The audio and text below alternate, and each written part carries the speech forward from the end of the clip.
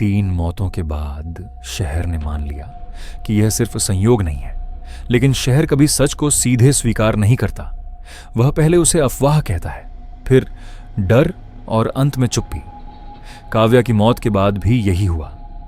लोगों ने पहले कहा कि यह एक दुखद घटना थी, फिर कहा कि लड़की ही लापरवाह रही होगी, और अंत में सबने मान लिया कि कुछ सवाल ऐसे होते हैं जिनका जवाब ढूंढना खतरनाक होता है। लेकिन डर ने चुप रहना नहीं सीखा था। काव्या की आत्मा का असर अचानक नहीं दिखा। वह किसी फिल्मी भूत की तरह सामने आकर लोगों को डराने नहीं लगी।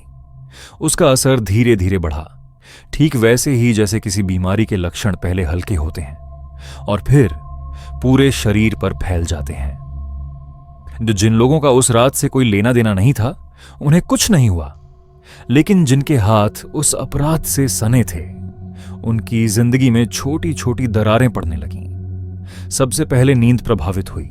चौथे आदमी, जो अभी तक जिंदा था, ने अपने एक दोस्त से कहा कि उसे हर रात वही सपना आता है। वह खुद को उसी गली में खड़ा पाता, ठीक उसी जगह जहां काव्या गिरी थी। फर्क बस इतना होता कि इस बार वह भाग नहीं सकता था। उसके पैर जमीन में धंसे रहते थे और सामने एक लड़की खड़ी होती थी। वह कुछ कहती नहीं थी, बस देखती रहती थी। उसकी आंखों में ना गुस्सा होता था, न डर, सिर्फ एक अजीब सी शांति। डॉक्टरों ने इसे अपराध बोध बताया। मनोवैज्ञानिकों ने कहा कि यह गिल्ट ड्रिवन हेल्यूसिनेशन है, लेकिन समस्या यह थी कि यह सपना सिर्फ उसी को नहीं आ रहा था। दूसरे 2 आदमी जो बाद में मरे, उन्होंने भी मरने से पहले लगभग यही बातें कही थीं। एक ही जगह, एक ही समय, एक ही चेहरा। यह समानता विज्ञान से ज्यादा किसी और चीज की ओर इशारा कर रही थी। धीरे धीरे शहर में कुछ अजीब घटनाएं होने लगीं। उस गली से गुजरते हुए लोगों को ठंड लगने लगी, चाहे मौसम कैसा भी हो। कई बार स्ट्रीट लाइट अपने आप बंद हो जाती और कुछ सेकंड बाद फिर जल जाती। लोगों ने शिकायत की, लेकिन बिजली विभाग ने कहा कि सब कुछ ठीक है। सीसीटीवी कैमरे फिर से चेक किए गए, लेकिन रिकॉर्डिंग में बस कभी कभी एक धुंधला सा शोर दिखता, जैसे किसी ने स्क्रीन पर उंगली रख दी हो। इस बीच काव्या के माता पिता एक तरह से समाज से कट चुके थे। बेटी को खोने का दुख और सिस्टम की बेरुखी ने उन्हें भीतर से तोड़ दिया था। मां अक्सर कहती थी कि उसे रात में किसी के चलने की आवाज सुनाई देती है। पिता ने पहले इसे उसका वहम कहा, लेकिन जब उन्होंने खुद एक रात दरवाजे के पास किसी की परछाई देखी तो वह भी चुप हो गए। उन्होंने पुलिस को कुछ नहीं बताया। शायद वे जानते थे कि अब इंसाफ किसी और रास्ते से आएगा। आखिरी आदमी, जिसका नाम अब भी फाइलों में सुरक्षित था, शहर छोड़ने की तैयारी में लगा हुआ था। वह हर दिन डर के साथ उठता और डर के साथ सोता।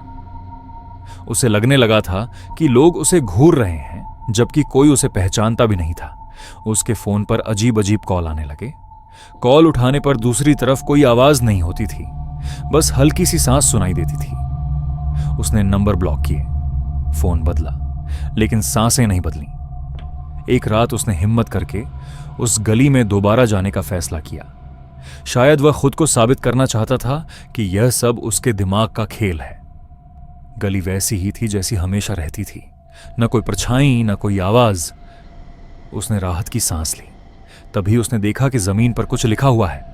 पास जाकर देखा तो वहां मिट्टी पर उंगली से लिखा था, तुम यहां थे। उस पल उसे पहली बार एहसास हुआ कि डर अब बाहर नहीं है, डर उसके भीतर बैठ चुका है।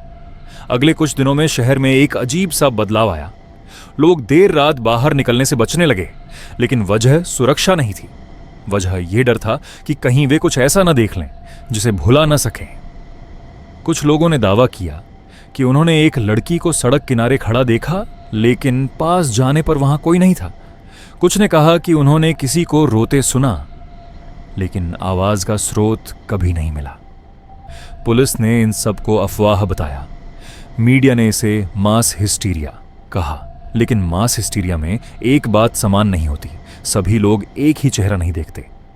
यहां हर बयान में एक ही चेहरा था, काव्या का चेहरा। आखिरी आदमी ने अंत में शहर छोड़ने का फैसला कर लिया। उसने सोचा कि अगर वह इस जगह से दूर चला जाएगा तो शायद यह सब खत्म हो जाएगा। उसने स्टेशन का टिकट लिया और रात की ट्रेन चुनी, ताकि किसी से सामना ना हो।